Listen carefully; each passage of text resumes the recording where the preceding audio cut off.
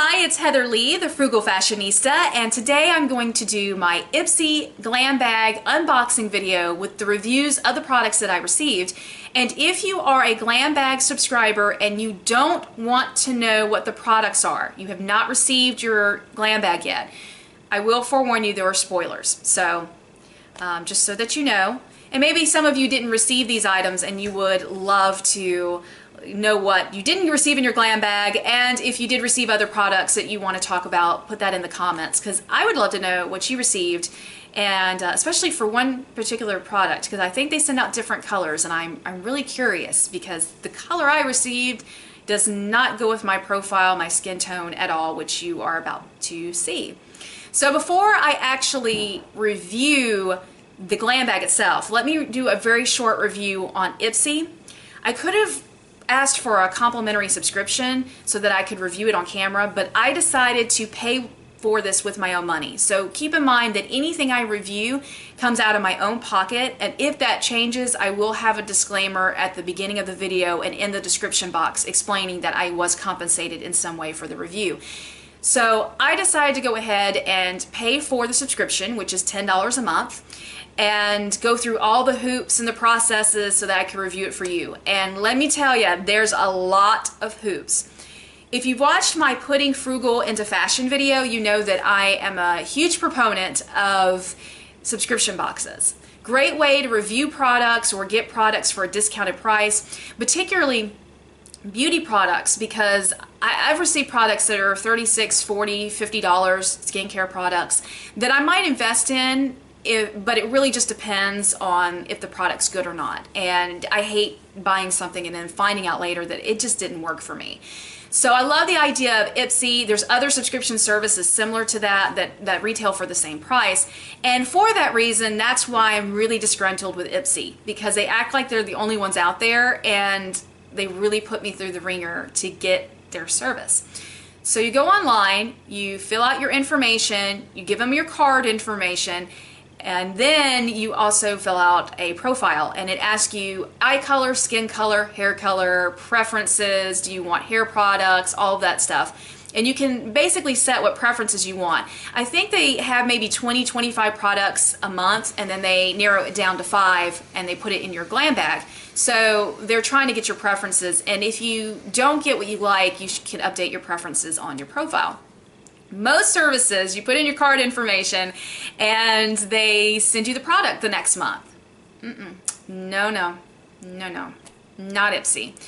I feel like I can vent a little bit, rant a little. I think we know each other well enough for this. They basically held my card captive until I did social media marketing for them. And keep in mind, I'm a marketing PR professional, and I don't do marketing and public relations for free. Very rarely, unless it's for a good cause, but not for a company that obviously can hire interns from the local college to do their social media marketing. And so what Ipsy does is they send you this email putting you on the wait list. Now at first I'm thinking, you didn't even have enough inventory to anticipate more people coming into your subscription service. Well, apparently it has nothing to do with inventory and everything to do with the fact that they want to see how far you will go. You will prove your allegiance to Ipsy before you even receive product. So I get these emails stating, here's what you could have had if you had gotten off the wait list. Well, thank you. If I'm not waitlisted, that's nice. Here's all the stuff you could have had. So they're building anticipation. And then they send you an email stating, hey, in these 4 steps, I've heard it can be as little as 3, but there's a 4th step I had to go through. These 4 steps will get you off the wait list. And I was annoyed, and I kept receiving these emails every day, and I finally succumbed to it. Now, I Googled waitlist. There is no particular duration of time that you are on the wait list that I could find, so I don't know if they hold you for a month or for 2. But basically, you're holding my credit card information hostage, and I don't appreciate it. That's extortion. I gave you my card information. You just don't get to hold on to it and not deliver product. So I went through the whole system. I put a link on my timeline on Facebook, put the same link through Messenger to my friends and family, which, by the way, is so 2007. I think when your marketing practices equal that of Candy Crush, you probably need to rethink your manner of doing things. I mean, honestly, I just put a link on my timeline. So I put a message, something along the lines of, hey, I'm doing this for a review, please ignore because I have to do this and I won't ever send you this stuff ever again. And then I had to like and follow some of their social media, and then I had to like some of their YouTube channel celebrities that they have on there. And I went through that and I was unwaitlisted. And then on the first of the month, they billed my card. And then I received this nice little email that I had to take a screenshot of just to prove that this existed. And basically what Ipsy does is they send an email stating, if you want to know what is going to be in your glam bag, you are more than welcome to access your account. Except in this case, I get this, and I don't know if you can see. There you go. It says, hi, name, in brackets. Really, Ipsy? Heather is not that difficult of a name. They couldn't even generate my name electronically. They put name in brackets. So there's that little attention to detail. And basically it says, did you know you can see what's in your June glam bag days before anyone else? In just 3 steps or less, you can view your entire bag. I had to go through the same social media process again to access my account. And then after I received my products, when I logged on to my account to get some of the product information for the review, it says, which did you like? You know, tell us your favorite product, share it on Facebook. Hey, you can also put it on, you know, whatever. It had like 3 or 4 more social media steps. Hire interns, Ipsy. It's not like you can't find someone to do this for you. I understand offering points or bonuses. A lot of companies do that, but this is excessive, and quite frankly, it's unethical from a marketing and public relations standpoint. You cannot withhold my account from me. You cannot withhold my credit card information from me. Is it legal? Yes, it's legal. Is it ethical? No, it's not ethical, and I really don't appreciate it. So you guys need to cut it out because it's not like you're the only game in town. You have competitors. Now, please keep in mind, my experience is my experience. You can use this for research. I invite you to get a whole different set of views from people so that you can make an adequate decision. So you may have a different experience, but that was my experience, and that's my rant, and it's over. I will say in their defense, as far as timeliness and sending tracking information, they do a great job. And one of the products did not have the ingredients listed. I wanted to see what I was getting because I knew I would wear the products and there might be allergens, and I needed to contact the various companies to make sure that I could wear the products. And one of the companies did not release that information. So I contacted Ipsy. Most of the time when you contact a company, it takes 12 to 72 hours. They replied in 15 minutes, had a lovely email stating that Smashbox does not list their ingredients on any web page, and so they forwarded me the ingredients and told me if I had any problems to let me know, or let them know. So I mean, I had a really great customer service experience, just not with the marketing. So enough of that, let's get to the reviews of the products. So they send you 5 products a month, mostly samples. Sometimes they send you a full-size product, like I have one that's full-size. So first things first, this is the Lavanila Laboratories Body Butter in Pure Vanilla. They are a company that is 100% natural, no harsh chemicals, and they list all the chemicals they do not have on the back. Chemicals that some of them I cannot pronounce, but they do come in a variety of different scents, and a full size is $19. I like this a lot. Body butters tend to be thicker than regular lotion, and they're great for feet or for any, maybe elbows or any place that's particularly dry on you. The problem with body butters is particularly in hot weather and when you're sweating, sometimes they are really, really sticky, or maybe they reposition themselves. I don't know, reposition's the word. They deposit themselves on your clothing. This actually is not super, super heavy, and it does stay on for a great amount of time, even if you wash your hands or whatever if you want to use it for your hands. A really great product. I really enjoy it, and I would actually pay $19 for lotion. In fact, I pay a little bit more than that for the lotion that I currently use, and so I really enjoyed it. I don't see where you can buy it locally. There may be some places that do offer it, but you can find them online. The next product I'm so excited about, and I don't get excited about makeup, honestly. I mean, I could take it or leave it. But this product I've heard so many things about, and it is the Smashbox Photo Finish Primer. And it is a gel, which is unusual. I use a Neutrogena primer that has SPF in it. And it works fairly well because I use Neutrogena foundation. Smashbox, it's interesting. It's oil-free and it is a gel, so a little goes a long way. It's kind of interesting when you apply it. It's a little tacky, not sticky, but tacky to the skin before it sets. I wore it yesterday. I'm wearing it today. I have super oily skin. I mean, just massively oily skin. And it works fantastically. It's holding everything in place. It's actually better than the primer I'm using, which I would hope, because it retails for $36 for a normal size package of primer. So the great thing is that because it doesn't have SPF, it's a little bit more compatible with photography or being on camera. So in my case, I might actually spend $36 for it. But as you can notice, I have probably tons of shimmer on my face because of all the highlight and all the SPF. And so, but I am wearing a little bit less SPF than normal. So I really like the product. And I noticed some of the comments online stated that for people with oily skin, it made their face even more oily. It doesn't for me, so I can't really attest to it. I've had a positive experience. So you can obviously order Smashbox online. You can also look for it in Sephora and Ulta, and there might be other retailers too that sell it as well. The next two items go hand in hand. I've tried not to touch up my makeup today for this reason. So you're going to see it for better or for worse. Normally I put concealer under my eyes where maybe eyeliner runs, but I wanted you to get the full effect. So I will get closer to the camera.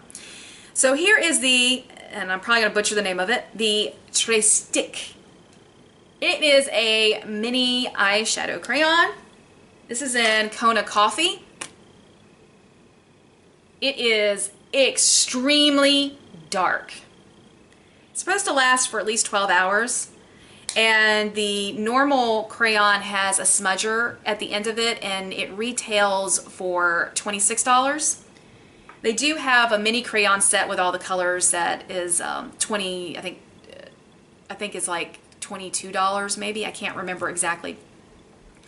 As far as the product itself, it's really good. I don't know why Ipsy gave me this color because they showed all 4 colors on there, and I got this really dark color. I look like I had a black eye. So basically what I had to do, I used it as a base, and then I took my e.l.f. Cruising Chic Smudge Pot, which is kind of a shimmery lighter brown, and put that on top. And then I had to put the other e.l.f. Smudge Pot and Ain't That Sweet, which is a light pink, to try to make it lighter.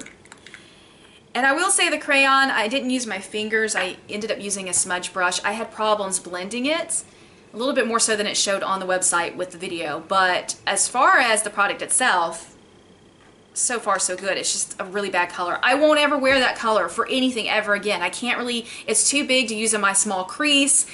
I mean, I guess I could use a brush with it. I really don't know what I'm going to do with it. It's just too dark of a color.